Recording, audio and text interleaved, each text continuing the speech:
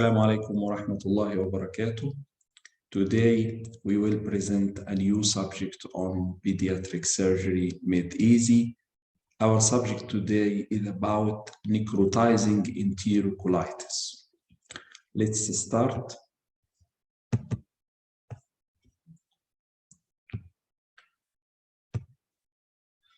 Necrotizing enterocolitis is a very important subject for all pediatric surgeons and pediatricians. Our learning objective will focus on, number one, the classic neck, including the pathophysiology, clinical presentation and workup, management and prevention. Then we will speak about neck scoring systems, starting from the old neck to the new neck classification and divisions. Number one, the classic necrotizing enterocolitis. It's a common and serious gastrointestinal emergency affecting premature neonates. It affects about 10% of the very low birth weight infant. We mean by the very low, less than 1,500 grams. It is an acute gastrointestinal inflammation associated with gastrointestinal barrier disruption, bacterial overgrowth, and submucosal invasion of the bacteria. The overall incidence reported is about 1 per 1,000 live births. The overall mortality approach 30%. The incidence of the neck is increasingly nowadays as a result of advances in the neonatology and the survival of the significant numbers of very low birth weight infants. What are the pathophysiology for the development of necrotizing enterocolitis, or for short, what's called NEC or neck? There are three main factors that may be responsible for the development of necrotizing enterocolitis. Prematurity is the first one, bacterial overgrowth of intestinal microbes, and early and aggressive enteral feeding. This is the three main factors. The current theory trying to explain the pathogenesis of necrotizing enterocolitis claimed that, number one, we have a premature neonate with a premature gastrointestinal tract. This neonate exposed to an insult. This insult may be what's called microbial dysbiosis. We mean that it is an abnormal host microbe interaction rather than specific infection. So the same microbes present in the gastrointestinal tracts in the neonate will attack the neonate, and the immune system exaggerate the immune system's response and lead to sequence of events ends in gastrointestinal inflammation and finally necrosis. So the third step is that abnormal host microbe interaction will trigger an exaggerated immune response in the presence of failure of the protective intestinal barrier. This will be followed by cytokines release with increased gastrointestinal permeability, allowing for translocation of the bacteria and foreign proteins from the gastrointestinal lumen into the systemic circulation, followed by further activation of the immune response, and finally extensive gastrointestinal inflammation and necrosis. So this is the proposed theory for the pathogenesis of the development of necrotizing enterocolitis in the preterm neonate, starting or mainly reset on what's called microbial dysbiosis, abnormal host microbe interaction, ending with activation of the immune system, cytokines release, and finally, extensive gastrointestinal inflammation, perforation, necrosis, sepsis, and may end with death. This picture tries to illustrate the main items of the neck pathophysiology, starting with altered intestinal microbes or microbial dysbiosis enhanced by the neonatal ICU environment, preterm microenvironment, and the delayed feeding or bacterial colonization, lack of the breastfeeding. This will be followed by the activations of the toll receptors and activations of some and release of some cytokines with unbalanced immune response. This unbalanced immune response accentuated pro-inflammatory signals and increasing some items like the interleukins finally lead to gut hypoperfusion and similar injury ending with neck.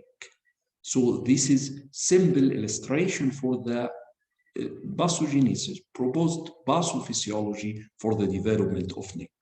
Another illustration concentrate on that we have a premature neonate with premature immune system, impaired intestinal function barrier, very low birth weight. This may be combined with microbial dysbiosis, as we say that these microbes, the normal flora of the gastrointestinal tract of the neonates, will act as a trigger for stimulation of the immune system, will create an exaggerated immune response. And some exogenous risk factors like formula feeding, excessive and aggressive and early formula feeding, maybe infections, maybe hypoxia, maybe anemia. All these items integrate together and may lead to the presence or occurrence of necrotizing enterocolitis. The question now, what are the factors contributing to the development of neck? Number one, intestinal barrier failure. Number two, inflammatory mediators release. Number three, abnormal neonatal vasculatures. Number four, microbial dysbiosis, abnormal host microbe interaction. Number five, early progressive enteral feeding. So we may have 5 factors essential for the development or contribute to the development of neck. Number one, intestinal barrier failure. The intestinal mucosal barrier form a defense mechanism against invasion by the pathogen. This defense mechanism divided in 2 main parts, non-immunological defense and immunological defense. The non-immunological defense consists of number one, gastric acid secretion. This acidic environment is very important and very essential protection against the invasion by the microorganism. Number two, intestinal motility. The immature motility or intestinal stasis may promote to the proliferation of the intestinal microbes and the invasions. Number three, the presence of the mucus coat is one of the important barriers. In necrotizing enterocolitis, this mucus coat may be filled and the protecting layers will decrease.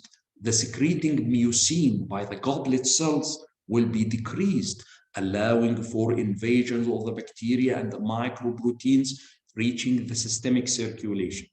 Number four, the tight junction between the lining epithelial cells. Normally, these cells form a tight junction and bound between them, preventing any invasion by the microorganism. In neck, this tight junction will be lacking, allowing for the transmission or increased permeability, leading to the transmission transmission of the foreign bacteria's proteins into the circulation. Number 5, antimicrobial peptides. This on one hand. On the other hand, there is an immunological defense. On the gastrointestinal mucosal system, immunologically may be related to the passive immunity. Maternal IgG immunoglobulin form the first passive immune received from or transmitted via the placenta. Number 2, innate immunity and adaptive immunity. So the intestinal barrier failure include errors and disruptions of both arms of the intestinal barrier, the non-immunological part and the immunological part. The second item or the second factor contribute to the development of the neck is inflammatory mediators release. Number 1, lipopolysaccharides. This is part of the cell wall of the gram-negative bacteria. It will inhibit the repair and the promote release of inflammatory cytokines as nitric oxide. Number 2, the nitric oxide. Nitric oxide actually have a paradoxical role. So the low level will promote vascular and mucosal homeostasis. However, on the other side, high level of nitric oxide may lead to cell death with impaired mucosal healing. Number 3, platelet activating factors. It is a potent inflammatory mediators. Number 4, epidermal growth factors. It is important for a normal, healthy gut barrier, decreased level found in the saliva and the serum of the premature infant with neck.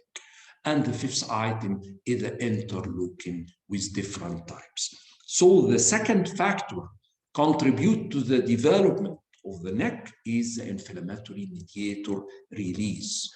1, 2, 3, 4, and 5 mediators. Number 3, abnormal neonatal vasculatures. This may be factor contribute to the development of neck. The normal neonatal intestinal circulation characterized by low resting vascular resistance, which is very important that in the neonate we have 2 control or regulators factors. One vasoconstrictor called endothelin-1, primary vasoconstrictor, and one vasodilator, which is called nitric oxide. So in normal neonate, the balance between the endothelin-1 and the nitric oxide favor the vasodilatation, so generating a low vascular resistance. However, in neonates with neck, endothelin dysfunction lead to endothelin-1 mediated vasoconstriction and causing compromised blood flow, intestinal ischemia, and injury. So this balance will be unbalanced during neck or in infants susceptible to the development of neck, leading to more vasoconstriction, more mucosal ischemia, disruptions of the mucous membrane covering or mucous membrane protective layer, allowing transmission of the bacteria and lead to the propagation of the infections and neck. Number 4, what we says at the beginning of the lecture is that there will be microbial dysbiosis. It is a recent expression introduced in 2001, indicating that neck will result from abnormal host microbe interaction rather than specific infectious microorganism.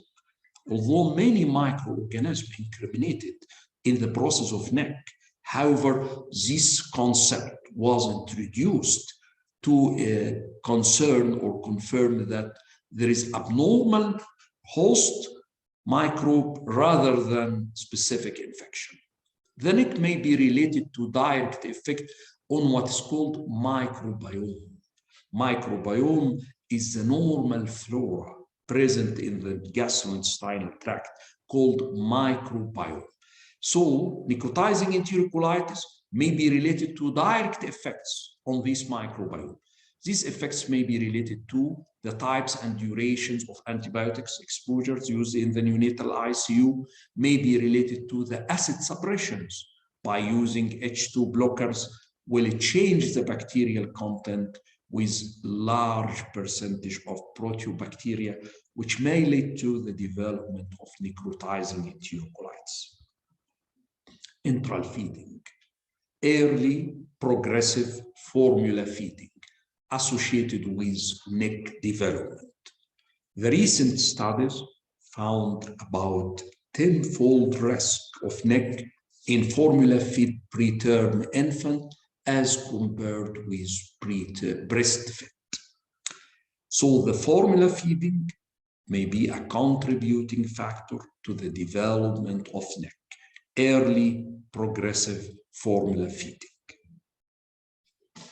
This picture can summarize what we say is that this preterm infant with already risk factors, maybe genetic susceptibility, maybe bacterial deviations or abnormal bacteria, maybe overgrowth, delayed feeding, all of this will affect the microbiome. We say that microbiome is the normal bacterial flora in the neonatal gastrointestinal tract. Affection of this microbiome, together with failure of the gut barrier, failure of the mucus protection layer, will lead to disruption, what's called mucosal barrier disruptions. These mucosal barrier disruptions will be associated with activations in certain factors, release of the cytokines, maybe tumor growth factors beta, may increase by the macrophage, maybe toll receptors, maybe eosinophils. All these factors contribute to mucosal injury, failure of the barrier, increased permeability, transmission of the bacteria and the foreign proteins to the circulation. So the next question is how to diagnose a neonate with suspected neck. Actually, assessment of the infant or neonate with suspected neck starts with complete history and physical examination. The typical presentation in a classic neck will be premature infant on the 2nd or the 3rd week after birth, advancing rapidly on an enteral feeding, suddenly develops signs of feeding intolerance, or suddenly require an increased ventilatory setting.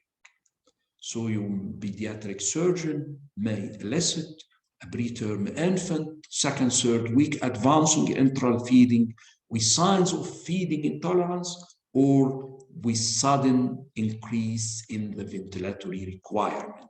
Feeding intolerance may be early, presented with vomiting or high gastric residual and abdominal distension, or maybe late, presented with progressive abdominal distension, evidence of peritonitis, frankly, bloody stool, and cardiopulmonary failure.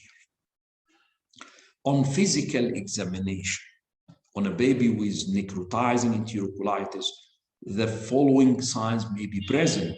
Number 1, abdominal distension, visible bowel loops, maybe duskiness of the abdominal wall from the bowel discoloration or the presence of the stool under the skin, erythema, maybe from the peritonitis, palpable bowel loops, fixed abdominal mass. Signs are strongly predictive for neck. However, they are only present in about 10% of neck neonate. The confirmation of the diagnosis need a combination of the symptoms and signs with radiological finding. So the classic diagnosis of the neck will depend on the classic staging system proposed by Bell, and it's very useful for the diagnosis and also describing the disease severity. Bell classifies neck as suspected neck, definitive neck, and advancing. So in the first stage, suspected, he depends on clinical and the gastrointestinal and radiological finding. On clinical aspect, There is maybe apnea, bradycardia, temperature instability. Gastrointestinal abdominal distension, gastric residual, occult blood in stool, and radiologically, there is in this stage, there will be normal gas pattern or mild areas. Actually, this stage, suspected neck, may be quite non-specific, and we will speak later on that some authors remove this suspected stage from considering it as a neck, as it is non-specific, followed by the definitive stage. Definitive stage divided in two stages, 2A and 2B. In the 2A, clinically is the same like the suspected. However, in the gastrointestinal will be moderate abdominal distension, absent bowel sound, in the radiology alias with dilated bowel sound, and focal pneumatosis. On the stage 2B, there will be more disturbance related to metabolic acidosis and thrombocytopenia, gastrointestinal absent bowel sound, absent abdominal tenderness and mass. On the radiology, widespread pneumatosis, portal venous gas, and ascites. The advanced stage will include 3A and 3B. In the 3A, the clinical finding will be mixed acidosis, coagulopathy, hypotension with oliguria. The gastrointestinal will be moderate to severely dilated bowel loops, ascites, however, no free air in the peritoneum. On the radiology, abdominal wall edema, erythema, and induration. In the 3B, the neonate will present with shock, worsening vital signs, and worsening laboratory values. The gastrointestinal will show pneumoperitoneum, and the radiology will document bowel perforation. So this is the proposed staging system or the proposed clinical diagnosis. When you face a case of neck, you are requested to write your opinion. This is a suspected neck, definitive neck, or advanced neck, and you will write the stage 1, stage 2, or stage 3, or surgical neck. So the advanced stage or the stage 3 is considered the surgical neck. The laboratory diagnosis may help to determine the degree of infant systemic illness. Finding may be metabolic acidosis, which reflects the bowel or whole body perfusion, may be worsening thrombocytopenia, indicators of intestinal necrosis, may be leukocytosis or leukopenia, elevated serum acute phase proteins, elevated interleukin-6 and C-reactive protein, and interleukin-10, which usually reported in premature infant who didn't survive, as reported by some authors. Also, fecal calprotectin. It is a gastrointestinal inflammation marker, differentiated the limited neck from neck with systemic sepsis or Bell stage 3. However, the difficulty in collecting stool from these preterm neonates make the utilization of these markers is limited. Recent international survey on 2016 showed that the pediatric surgeon, or most of them, will report the following and depend on the platelet count, 99%, CRP, white blood cell count, lactate level, and using fecal calprotectin and interleukin-6 and 8 in only 10%. Regarding radiological diagnosis of neck, it is an important cornerstone for diagnosis. Number 1, abdominal series X-ray at the first suspicion of neck. Anteroposterior or left lateral decubitus or cross table, the finding may be what's called pneumatosis intestinalis. We mean by pneumatosis intestinalis, presence of intramural air in the bowel wall, inside the bowel wall, bubbles of air inside the bowel wall. Normally air present in the bowel lumen, However, we mean by Pneumatosis Intestinalis that the air present in the bowel wall, maybe submucosal, intramuscular, or subserosal, related to the disruptions of the mucosal barrier, allowing the intramural air to escape and spread through the wall of the bowel. Number two, portal venous gas, related to the presence of the air in the portal tract. Maybe fixed loop sign, which means that persistent loop of the intestine in the same place on serial X-ray, indicating a state of necrosis. So there will be no movement, no peristalsis, with necrosis and failure of peristalsis.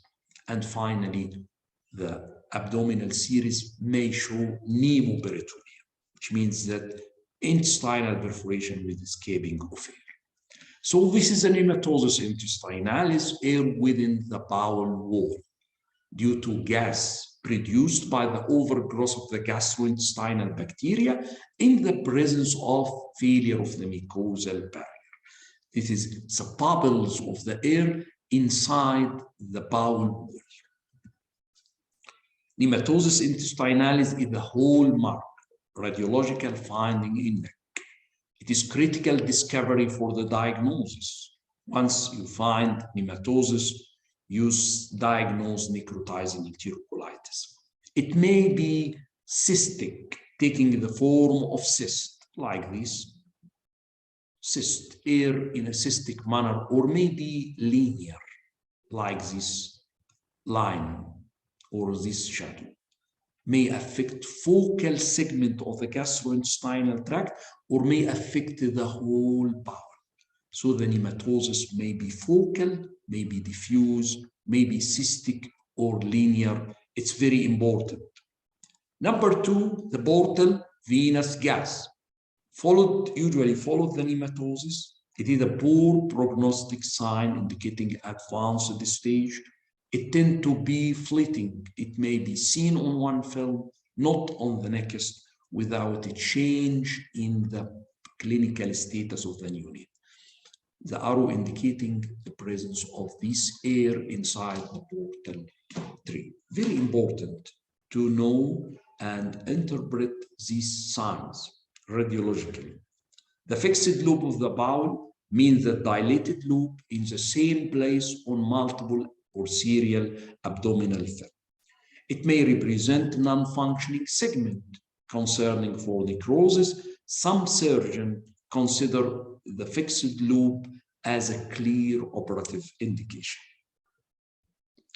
Pneumoperitoneum indicate perforation with leakage of intraluminal gas, considered absolute indication for intervention, whether this intervention will be PPD or drainage, primary peritoneal drainage, or surgery.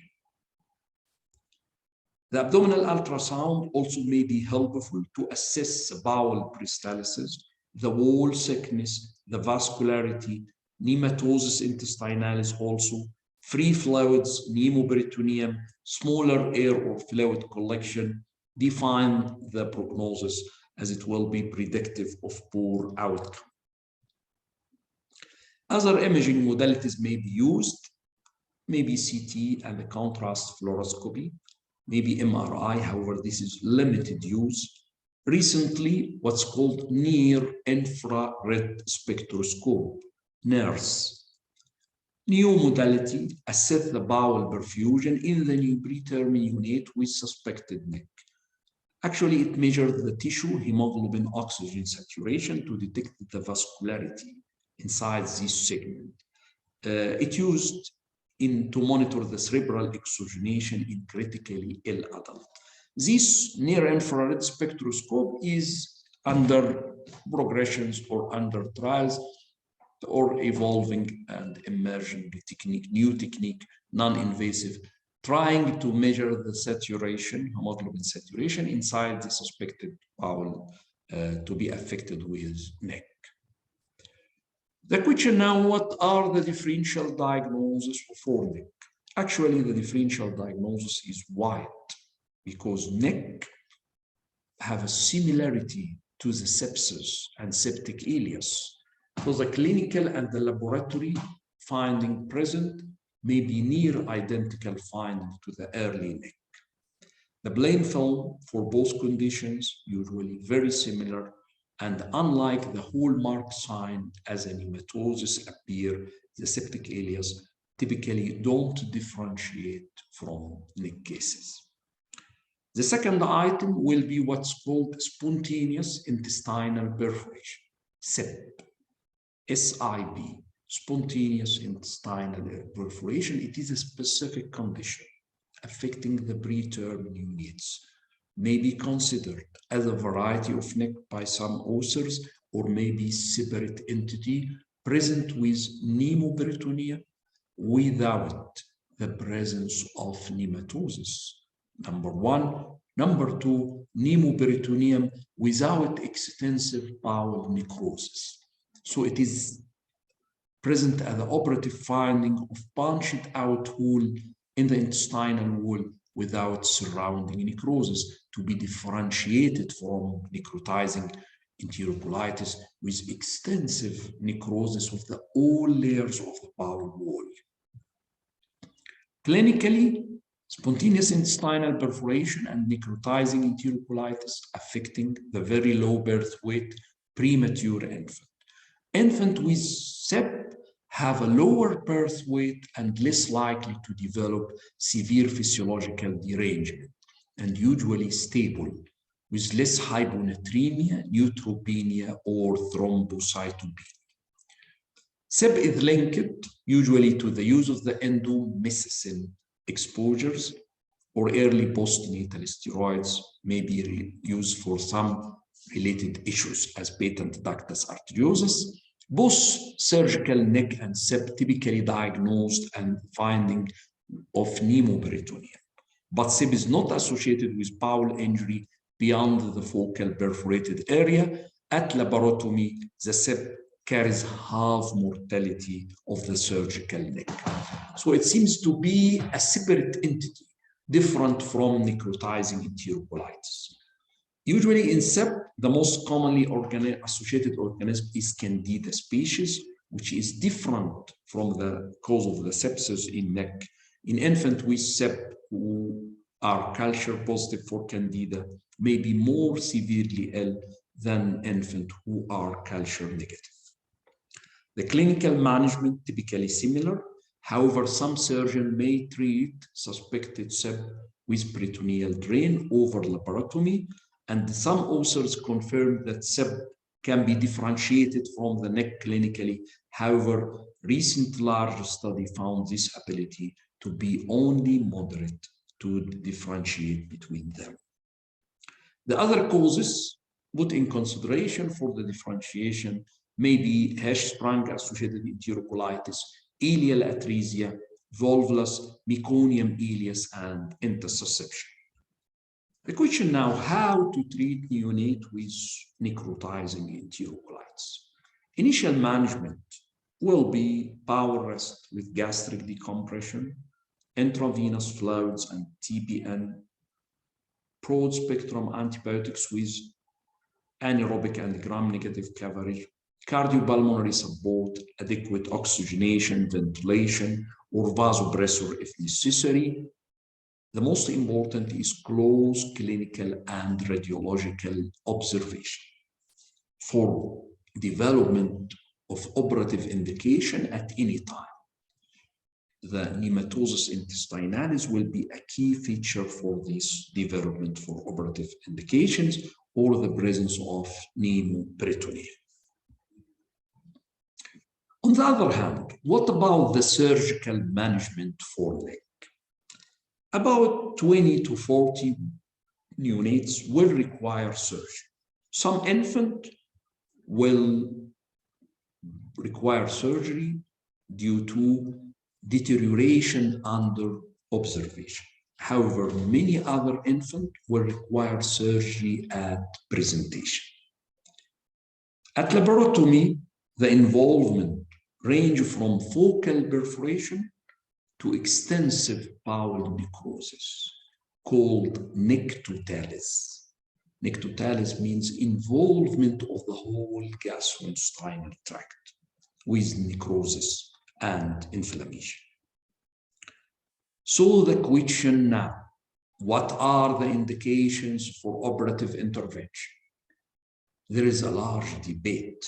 The absolute indication is pneumoperitoneal. No doubt that the absolute indication is pneumoperitoneal.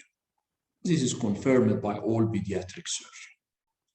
The second item, the positive abdominal paracentesis for the enteric content, considered by some pediatric surgeons as a clear indication for operation.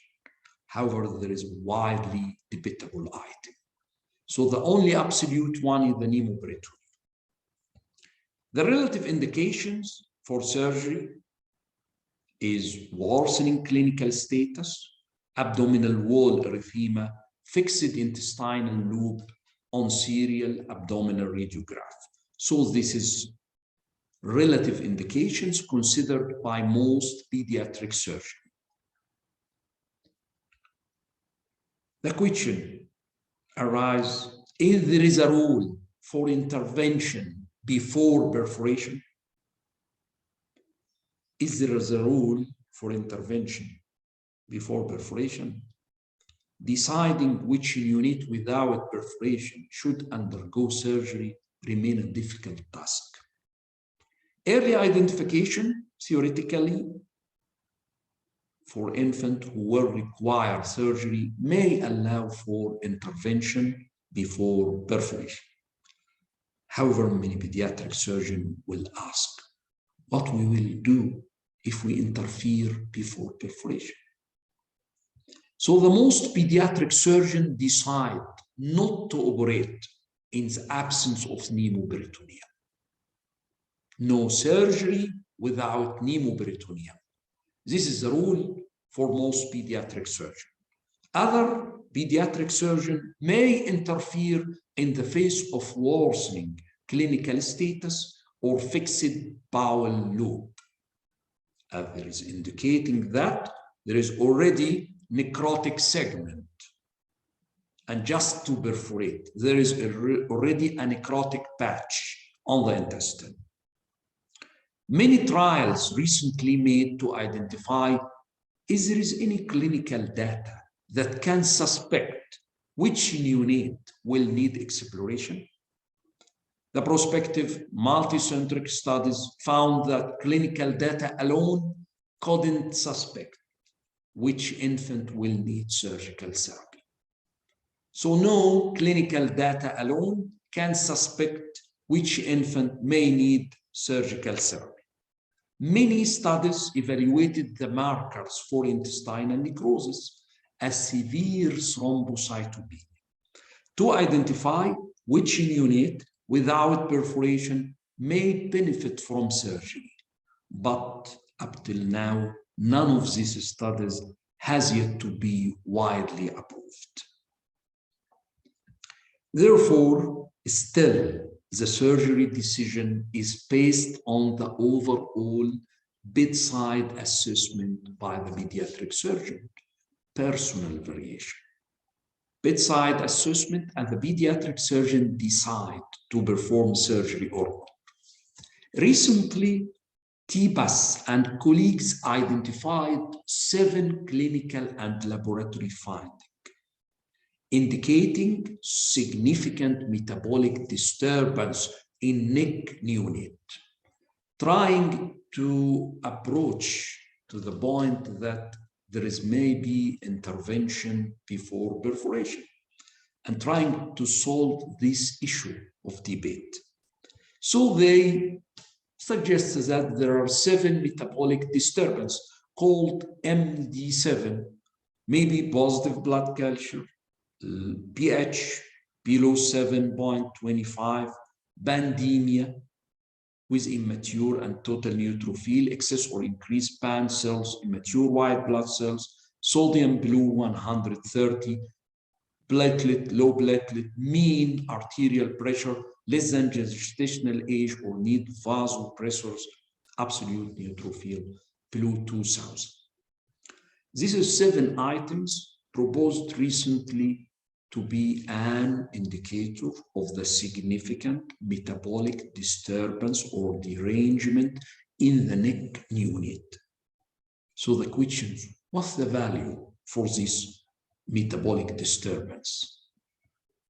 They suggested that infant with only one disturbance or one metabolic derangement may need continued clinical evaluation with repeat radiograph and laboratory assessment in 8 or 12 hours. They suggest this. And the infant with 2 of the 7 may require repeat evaluation, but at more frequent. So both infants need close observation, repeated evaluation, the difference related to the time period or spacing. Infant with 3 or more derangement should be assessed as relative surgical indication, taking in consideration the rapidity at which the 3 derangement signs appear. If they appear very rapidly or the deterioration is going very high, this may indicate there is a relative surgical indication. This baby has a ischemic lobe and well-developed perforation, as soon he well-developed or may develop perforation. So from author's point of view, suggesting the MD7s, that this metabolic derangement may be clinically helpful to differentiate 2 conditions. Number 1, low birth weight preterm infant suddenly develop peritoneal free air, who can be treated with primary peritoneal drainage as long as evidence of MD7 is absent. So in this first point, they differentiate between SEP and neck. So they suggested that if you have a very low birth weight premature, suddenly present with peritoneal free air, indicating perforation, this neonate can be treated with PPD, primary peritoneal drainage, as long as the evidence of the MD7 is absent, indicating that there is no metabolic disturbance or no metabolic derangement. On the other hand, sudden peritoneal free air with progressing of the MD7, sudden deterioration, indicating necrotic gut and uncontrolled septic source and need immediate control. So the application of these items may be in this zone, trying to suspect, trying to indicate relative surgical indication, trying to differentiate spontaneous intestinal perforation from neck, trying to early interfere, which is considerable item and must be put in mind when evaluating neonate or preterm with suspected neck. So they conclude that the awareness of this metabolic derangement and its clinical integration may be helpful to reduce the number of the neck neonate who may develop short bowel, who may require long-term TBN, or who may die.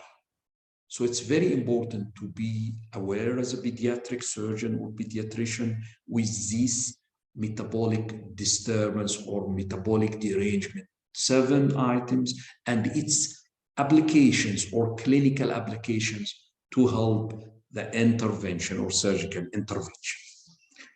Now the question, what is the operative approach for neck? What we will do? The goal of the surgery generally is to resect the gangrenous part and create stoma. This is the idea.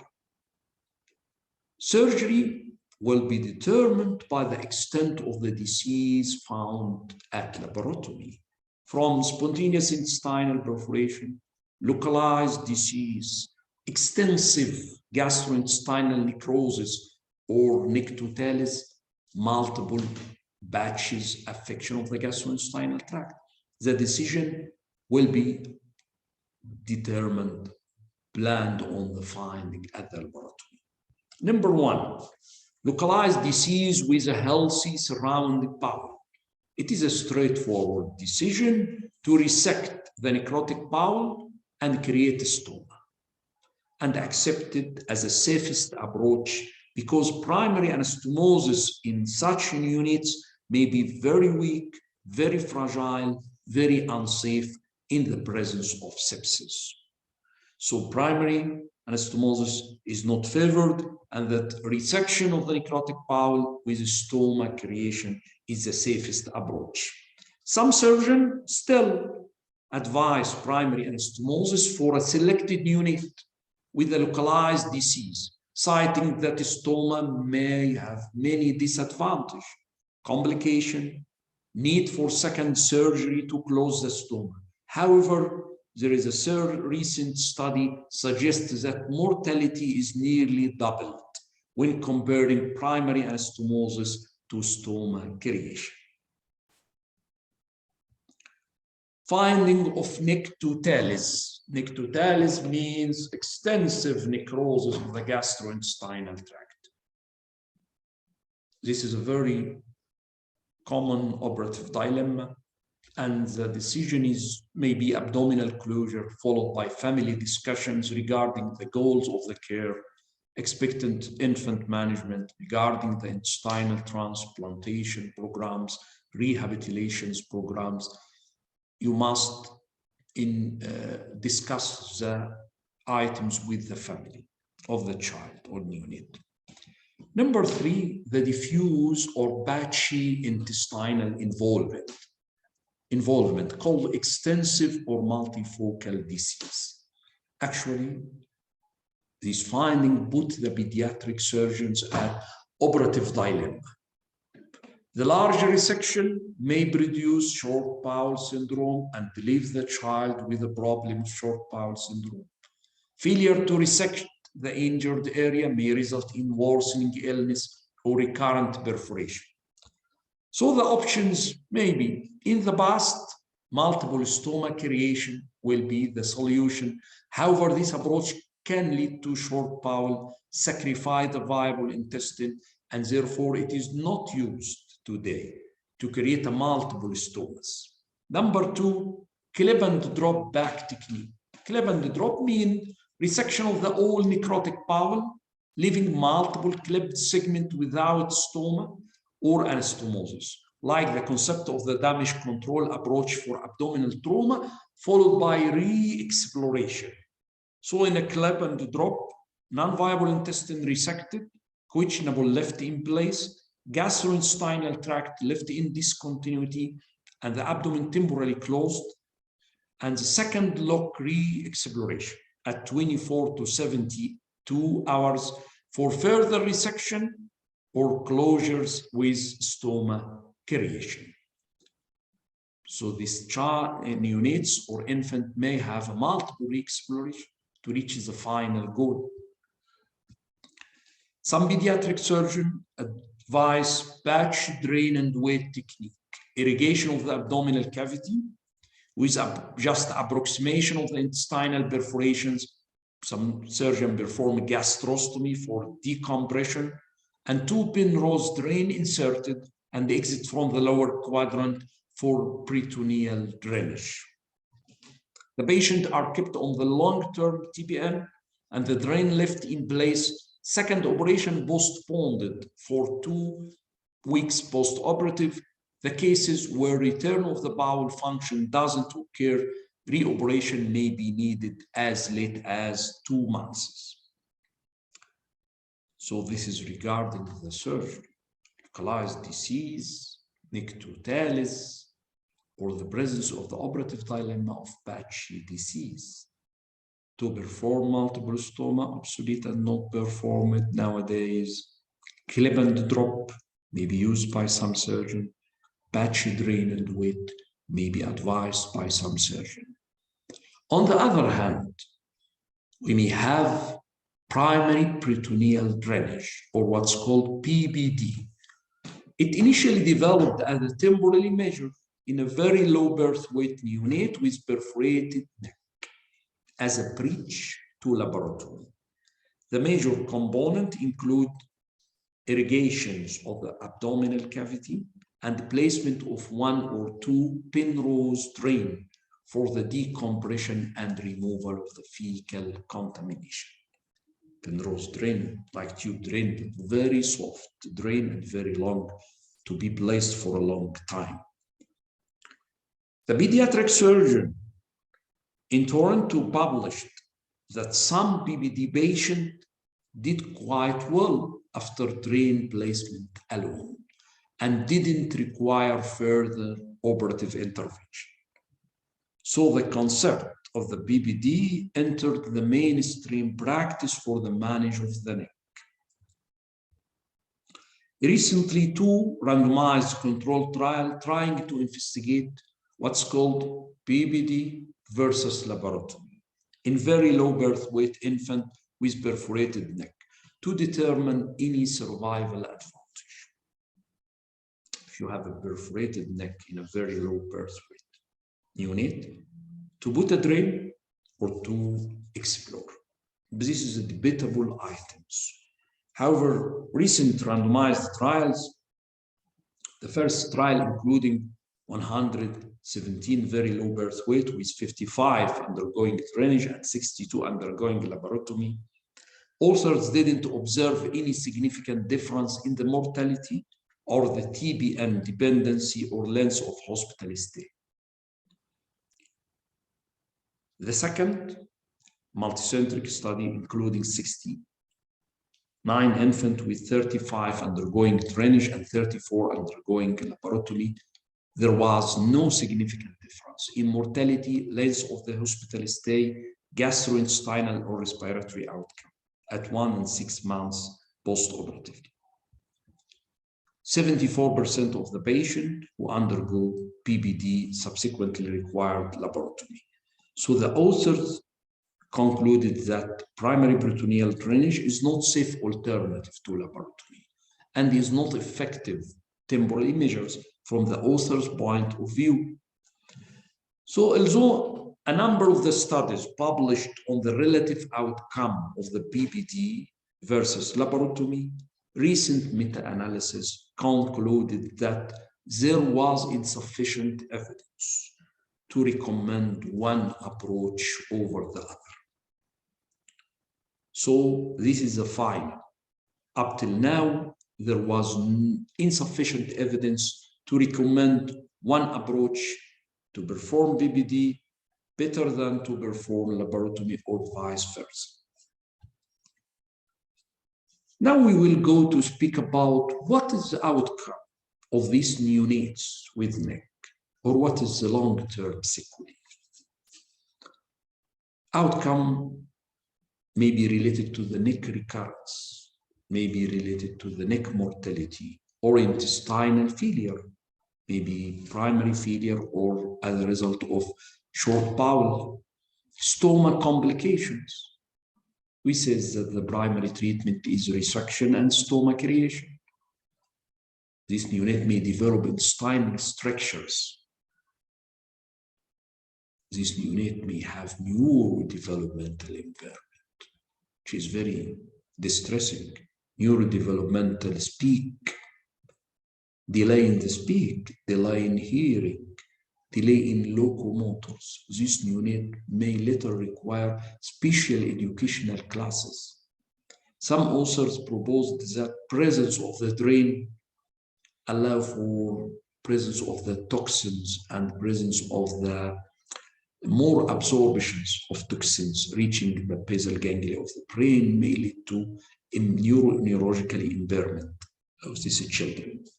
Number one, the recurrence may be reported in the literature as high as 10, and maybe more than 80% of these children require surgery. The recurrence more likely in the lower birth weight with major cardiac anomalies. The mortality and the structure rates after recurrent appear to be similar as after the first or initial episode. The mortality will be related to the prematurity. This is the main determinant factors and the birth weight related to the medical versus surgical neck. The presence of the other congenital anomalies, like congenital heart disease, like degree of the bowel involvement. Degree of bowel involvement increase risk of death. This seems sense. If there is dictotalis involvement of both small and large bowel, the risk of death will increase. The American Academy of Pediatrics recommend regionalization of the care and says that regionalization of the care affects neck mortality. What mean by regionalization of the care? They mean that the neck surgery or the neck care must be performed in large hospitals, large tertiary care neonatal ICU in a specialized center. They suggested that caring this infant in a specialized center result in less mortality, like any other pediatric surgery performed in a specialized center. So AAP, American Academy of Pediatrics, recommend regionalization of the care for such neonates or preterm neonates and suggests that these affect mortality. Intestinal failure. Yes, intestinal failure is inadequate bowel function or requirement of long-time TBM. Intestinal failure, serious problem, and the neck cause more than a third of the pediatric intestinal failure. Short bowel syndrome, consider a type of the intestinal failure. Recent study found that 42% of infants with surgical neck and 2% of medical neck may develop intestinal failure. The risk factors include the very low birth weight, antibiotics on the day of the diagnosis, mechanical ventilation on the day of the diagnosis, exposure to enteral feed prior to the diagnosis, the location of the resected segment, the small bowel neck versus colonic neck. There will be more problem with the small bowel. The jejunal versus ileal resection. They found that ileal has a larger adaptation capacity. So major problems occur with ileal involvement. The absence of the ileocecal valve seem to be maybe or may not affect the risk factors for the intestinal failure, as it may be related to the intestinal adaptation power or limited or increased intestinal adaptation. So this is the risk factors for the intestinal failure. Stomach complications exceeding 50% in some series, prolapse, strictures, retractions, proximal stomas cause electrolyte fluid loss and skin breakdown if not managed adequately. The timing of the closure remains controversial. When to close the stoma after neck surgery may be reported as early as 1 month to as late as 4 months. Some pediatric surgeons wait 1-2 months or until 2,000 grams of weight if adequate feeding and growth is being maintained. Related to the intestinal strictures, the recent studies found that the resection with primary anastomosis at the initial surgery doesn't increase the stricture rate if compared to the stoma creation. The colon is the common site, especially the descending colon for the stricture. Some recommend imaging of the distal colon before closure of the stoma. How to manage intestinal stricture with resection and re-anastomosis?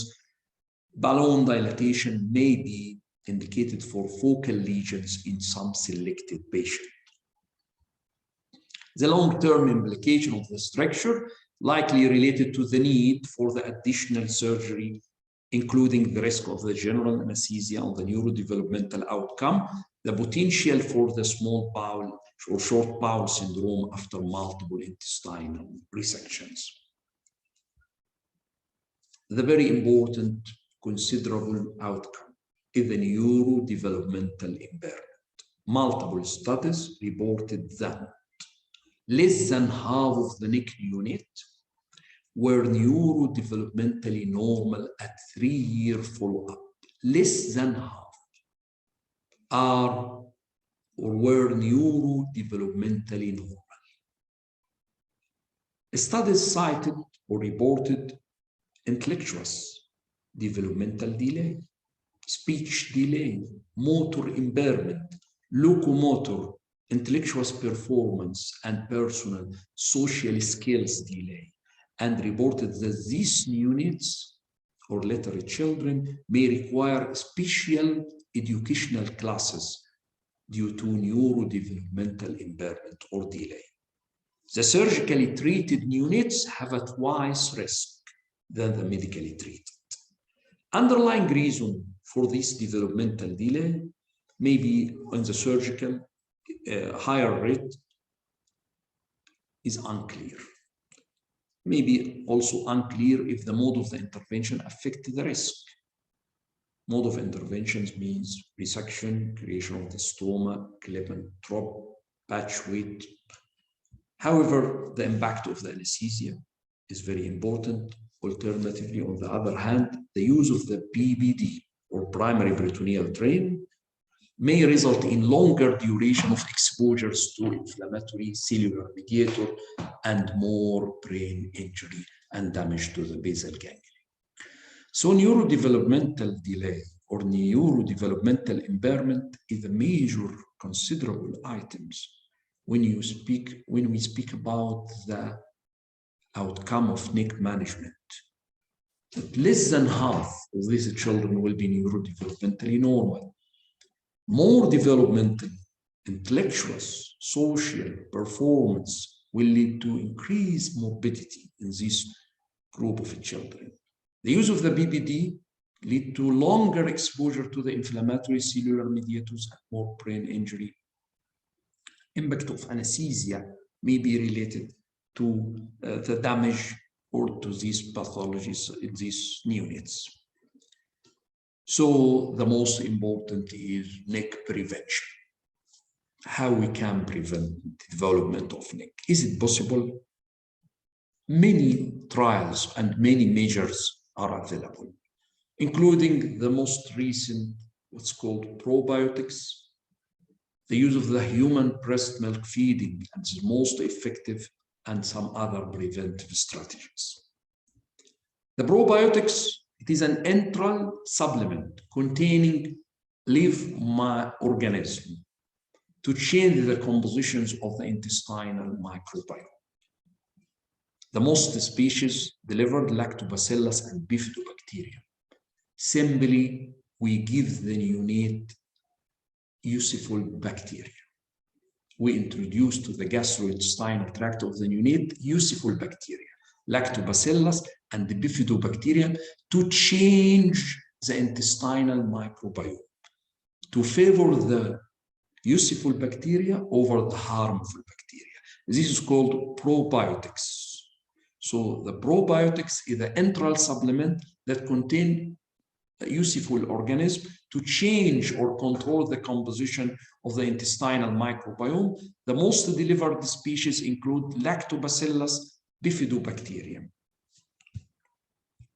Probiotics have broad effects on the microbiome itself, as well as inflammatory cascade. They affect the inflammation and control the abnormal or control the microbiome bacteria. Bifidobacterium and lactobacillus inhibit the growth of the harmful bacteria.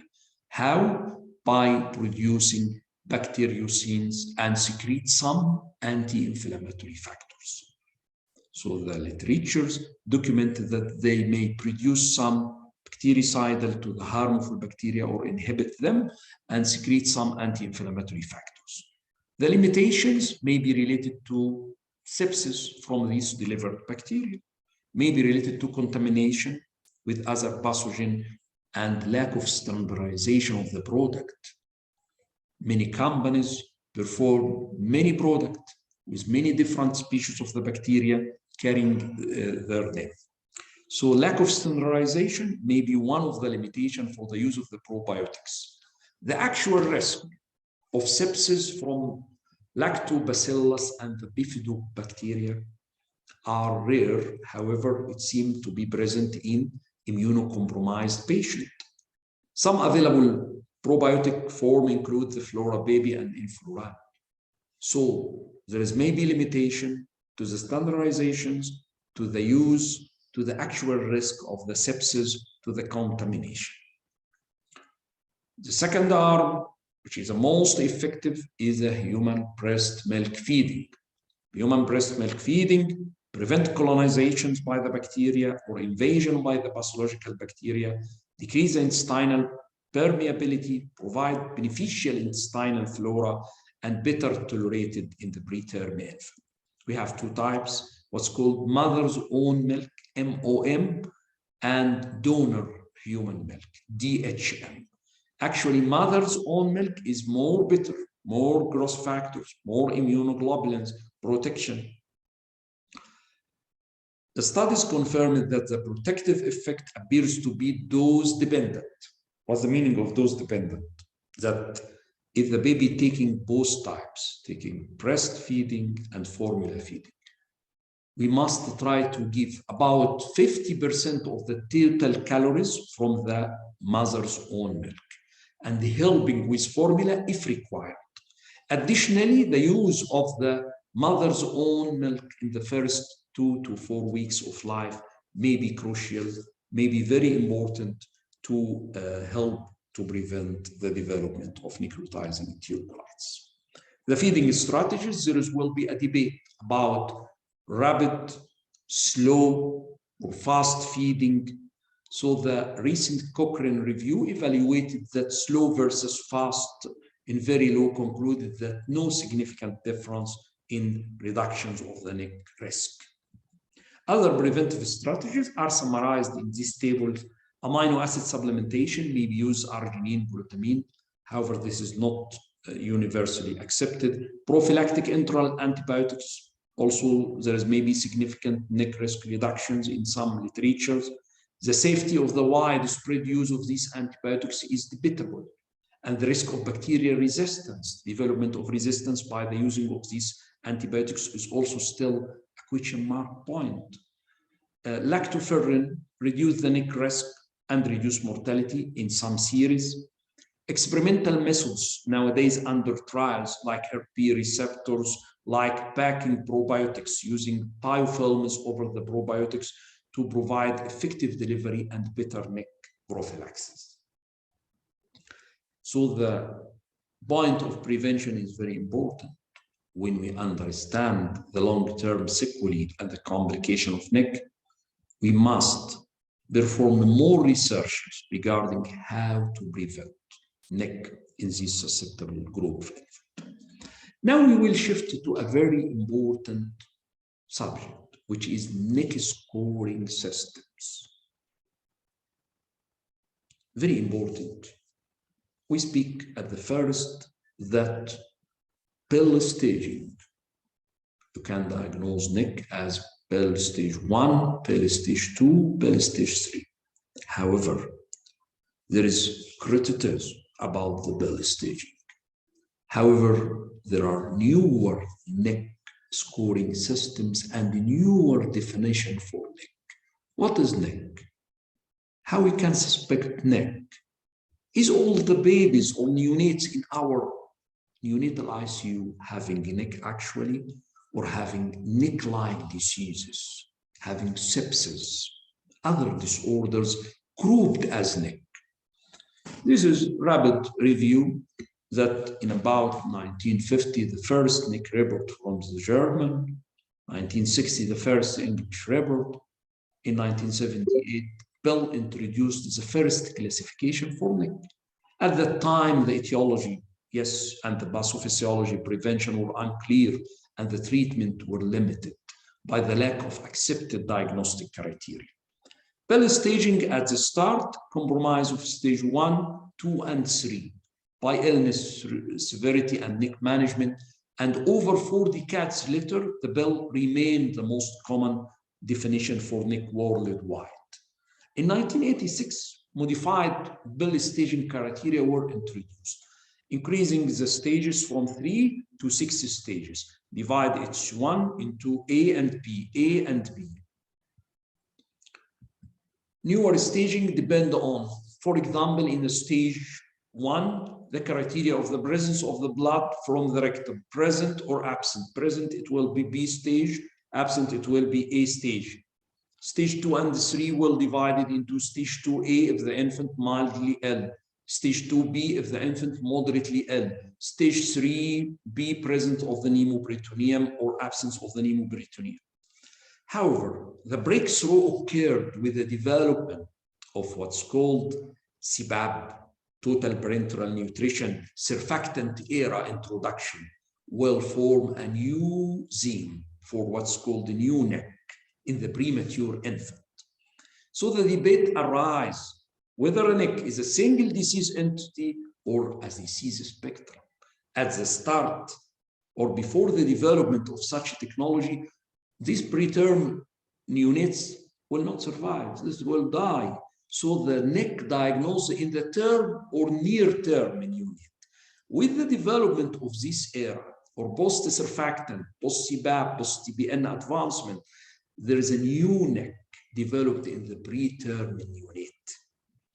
So the first modifications in the classification system for neck was exclusion of the Bell 1.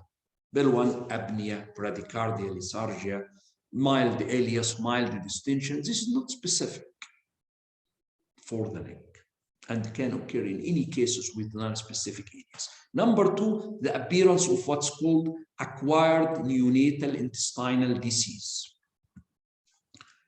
Number 3, the spontaneous intestinal perforations should be extracted from neck. In the Bell stage, it is considered as, in the modified Bell, as the neck 3 type, misclassified as Bell stage 3B because of the presence of the pneumoperitoneum. However, the pathology is totally different. This is focal perforation in otherwise healthy neonate. This is extensive necrosis, pneumatosis, and pneumoperitoneum. So the joining items is only pneumoperitoneum. So the recent classification tried to separate the SIB from the neck. So because of this, it has been suggested that the Bell staging must be to be an inconclusive approach. And there will be new and the taxonomy acquired neonatal intestinal disorders. So the golden classification developed to stage the disease severity based on the different etiologies. So we have nowadays a new terminology called neck reductionism. What's neck reductionism? It is a science of the dividing neck into reproducible subgroups, trying to subgrouping the neck. Recently, authors perform more criticism on Bell's classification. As we said, Bell 1 is quite non-specific, reflecting any sepsis. Therefore, many studies don't include Bell 1 as a neck. This is number 1.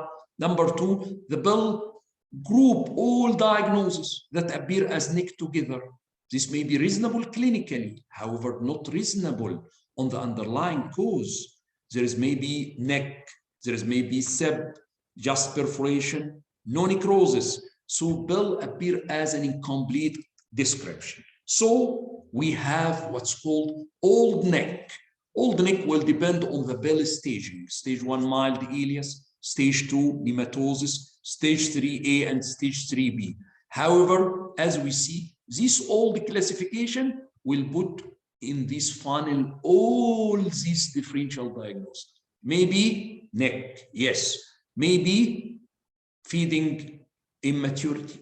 Maybe sepsis. Maybe spontaneous intestinal perforations. Maybe acquired neonatal intestinal disorder.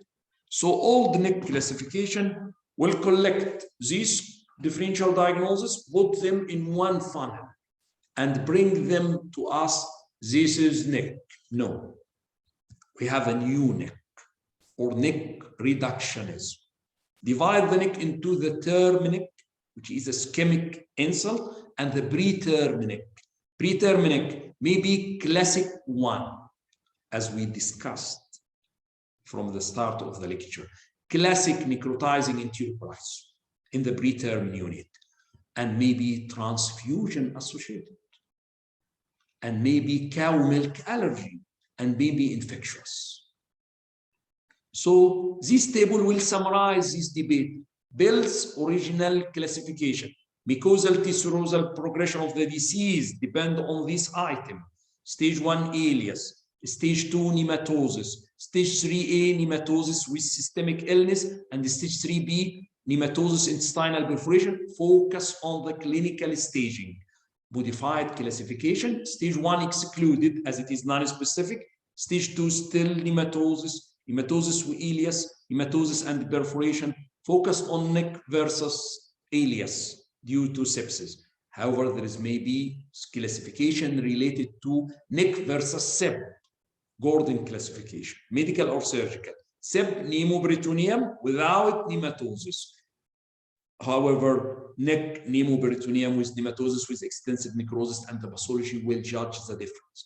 And finally, neck subset or neck reductionism. Exclude acquired neonatal disorder and reduce the neck into term neck, preterm neck, term neck, preterm. Preterm neck will be transfusion neck, cow's neck, neck-related disorders. So focus on the underlying etiological factors. This also table will differentiate some of this neck. The classic neck will affect the terminal ileum, will be related to the prematurity, pathologic coagulative necrosis. Regarding clinically, ileus, rectal bleeding, very rare, and nematosis. And the infections affect the descending colon, will be viral epidemic infection, ischemic and hemorrhagic, delayed ileus, presence of rectal bleeding and nematosis, cow milk allergy. Using formula and tonics from the cow milk routine will be eosinophilic infiltration, necrosis, neck with RBCs transfusions, very low birth weight, exposed to at least one previous transfusion for severe anemia. There will be abnormal response of the mesenteric blood flow and the velocity with coagulative necrosis. So the pathology is totally different. In the term neck, it will affect the ileocecal region and the ascending colon, care at 1 week of age, and there is reduced mesenteric perfusion with bowel perforation. So this new classification for neck, unlike the old classification, which will all diagnoses together into neck. This new classification will classify neck into the classic, into infectious, into the milk allergy, into the neck with RBCs transfusion, and the term neck. This is called neck reductionism, neck subgrouping, a change of the era of the Bell classification to the new subgrouping, taking in consideration acquired neonatal disorder, taking in consideration the neck versus SEP. Moreover, there is a newer scoring criteria or diagnostic definitions for neck. We will go rapidly through it. Number one, the Vermont-Oxford Network definition. What is this? Vermont-Oxford Network is a collaborative currently including more than 1,200 hospitals around the world that support the benchmarking or stress on the outcome and the quality improvement. They define the necrotizing enterocolitis as a diagnosis at surgery on a post-mortem examination or based on the clinical and radiological criteria, taking them from the Bell staging. They, VON, define neck. Infant must have one of the following clinical signs: bilious gastric aspirate, abdominal distension, occult gross blood in stool with exclusions of rectal fissure. This is number one. One criteria of this, clinical, and one radiological: Pneumatosis Intestinalis, hepatobiliary gas, or pneumoperitoneal. So they need one clinical and one radiologically to define or to diagnose that this neonate have a neck. Number three, infant found at surgery to have a focal intestinal perforation considered separate from the neck. Using this definition result in declining the rate of the reported neck in the US from 7.1 in 2005 to 5.2 in 2014. So very important to know that there is Vermont, Oxford definitions for the neck. The second one is what's called Center for Disease Control and Prevention. This is a US health agency that perform infectious disease surveillance and define the neck similar to the Vermont, Oxford definitions, with some modifications that they define surgical neck only as a surgical evidence of the extensive bowel necrosis, more than 2 cm of the bowel affected, or a surgical evidence of pneumatosis with or without perforation. However, SEB are not clearly excluded in this definition. The third new scoring criteria is what's called gestational age-specific definition. They limit neck to special gestational age in the definition.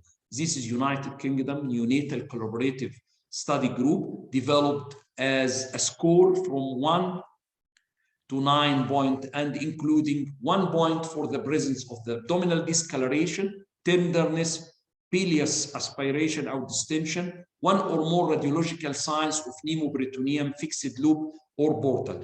If there, each point of this will take 1 point, and 2 points for presence of the blood in the stool, 3 points for pneumatosis.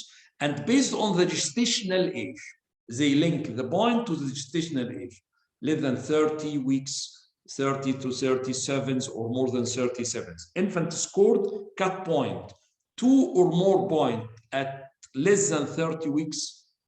This is number 1, or 4 or more points at more than or equal 37 weeks to define neck. So neck defined at these 2 points. This cut point chosen because they suggest that the probability of neck exceeding 40%. Authors of this reported lower error rate in classifying infant with neck when compared to the Vermont Oxford classification. Also, there is maybe what's called 2 out of 3 rules scoring system to diagnose the preterm neck in infant with abdominal distension, ileus, bloody stool, and at least have 2 of the following criteria: pneumatosis or portal venous gas, air gas, persistent platelet consumption, the age at the disease onset constant with neck than SEP. The patient would be excluded from the diagnosis if they have diagnosis of preterm neck if they have SEP, complex congenital anomalies, or Phidlet than 80 ml per kg per day, or the age more than 36 weeks gestation. And there is also another score called Stanford Neck Score developing using the cohort of 520 infants with suspicion of the neck. The tool's baseline characteristics, clinical factors, and clinical examination finding, laboratory radiological finding, the input and generate a score which can be used to classify the severity of the disease and determine the risk of the disease progression. And finally is the International Neonatal Consortium for Neck Work Group. They try to guide the development of new definition of the neck and proposed criteria to stress on the timing and the clinical radiological evidence. Infant would require 1 of the 2 clinical signs, whether abdominal distension or hematochezia, and the onset between the 10th postnatal day or 36-week postmenstrual age, and at least 1 of the following: intestinal necrosis at laparotomy, Pneumatosis Intestinalis or portal venous air, or evidence of vasculitis, coagulopathy, inflammation, absence of the bacterial or viral infection. They recommend that infant with neck that don't meet the criteria for the preterm neck should be classified either atypical or term neck for reporting clinical neck. In conclusion, neck is a frustrating, complicating disease resulting in death in nearly 1/3 of the premature infant. Recent understanding of the microbes and microbiomes, bacterial immune system, vascular homeostasis of the intestinal wall changes the concept of the neck pathogenesis. The operative strategies chosen by the pediatric surgeon doesn't significantly appear to affect mortality. Additionally, most survival have some degree of neurodevelopmental delay. New data about the intermediate and the long-term effect are needed to guide the choice of the surgery. And from the recent understanding, more effort will need to be focused on the prevention. Mother's own milk is the most important prophylactic intervention for neck.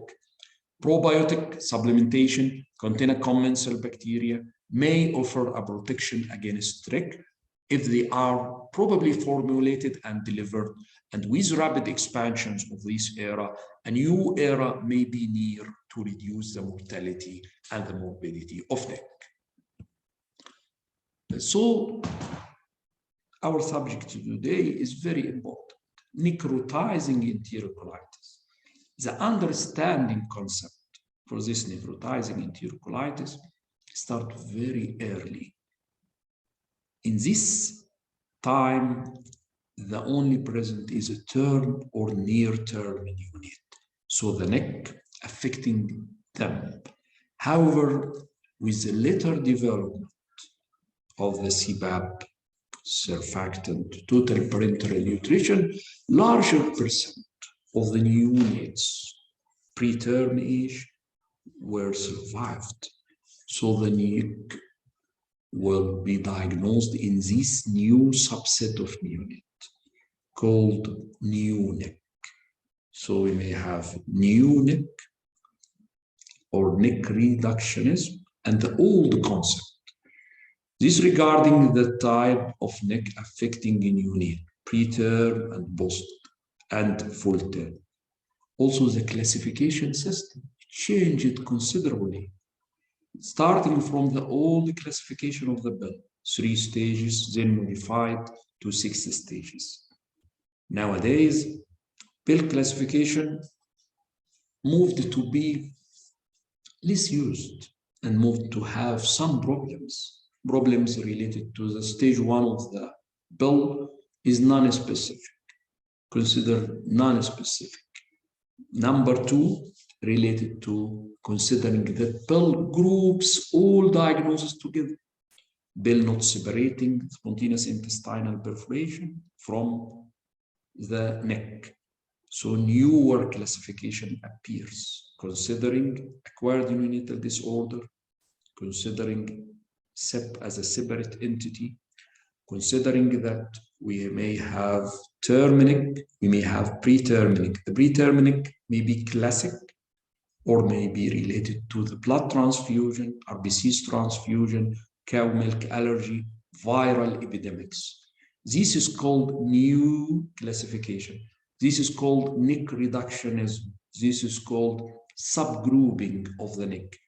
Trying to understand what is neck and what is the criteria required to say that this newborn have neck, not SEP, not subgroups or subtypes of the neck.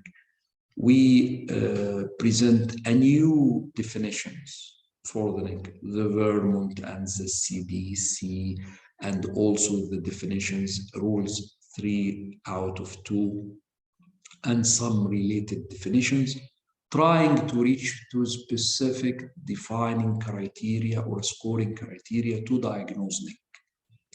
Actually, the subject is needing more work and more understanding. Still, the present neck nowadays commonly diagnosed in the preterm neonate and called the classic neck, which is related to immaturity of the neonate with immaturity of the gastrointestinal tract, exposed to the insult, most commonly related to the present flora or the intestinal microbiome, what's called intestinal dysbiosis, abnormal reactions, host relationship, rather than a specific infection. This abnormal host relationship exaggerates the immune system. These exaggerations occurred in already presence of failure of the protective mucosal barrier. So the result of this accident will be increased permeability, translocation of the bacteria, massive necrosis of the whole sepsis. So this is the pathophysiology of the classic neck. How to diagnose? The diagnosis usually linked to the staging, clinical staging, whether suspected or definitive or advanced or surgical neck. Radiological finding may be related to the pneumatosis, to the portal venous gas. Serial X-ray is mandatory, may be related to the fixed loops on the X-ray. Followed by the thumb laboratory markers may be helpful with certain limitation. And finally, how to manage, when to intervene. What are the indications for surgery? Absolute one is pneumoperitoneal. There is maybe relative surgical indication. There is a debate nowadays to interfere before perforation. There is available MD7s indicating severe medical derangement. However, the authors of the described that they assess you to put a high susceptibility for surgical interference. May be helpful to differentiate septum from the neck, to put a drain over to interfere. There is still dilemma for the pediatric surgeon when he decides to interfere. Localized disease, it is straightforward. Necrotizing, it is a major operative dilemma. Patchy and extensive disease, to perform clip and drop back technique, patchy drain and wait, very important and very difficult subject.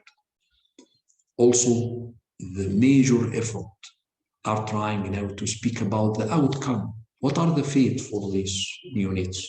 The outcome related to the neurodevelopmental impairment is the most serious and the most important, that these neonates may become handicapped children later, may need special educational classes, may need long-term follow-up, may need special training and special education. So we reach to the final goal is a prevention. Prevention actually is a final goal for NEC. How we can prevent? The breast milk feeding is the most effective. Mother's own milk is the most effective method. The most recent is the introduction of the probiotics with certain limitations to deliver commensal bacteria. Try to change this intestinal microbiome to inhibit inflammatory cascade. However, breastfeeding is still the most important items to avoid early progressive formula feeding and advanced breastfeeding to the neonates contain protective factors, passive immunity, and prevent the development of the neck. And actually, this is the ultimate goal for neck control, whether to consider it neck SIP, to consider neck reductionism. You must consider that breastfeeding is a very and most effective item. I think our topic today is very important for all pediatric surgeons and pediatricians. I think there is more and more debate regarding the newer staging, classification, defining neck. It's very important to be aware of the most recent debate about this classification. Very important to understand the basic pathophysiology of the classic neck, diagnosing the preterm neonate, how to diagnose, how to interfere, how to manage. Thank you very much for your attention, and see you later in next subject of pediatric surgery made easy.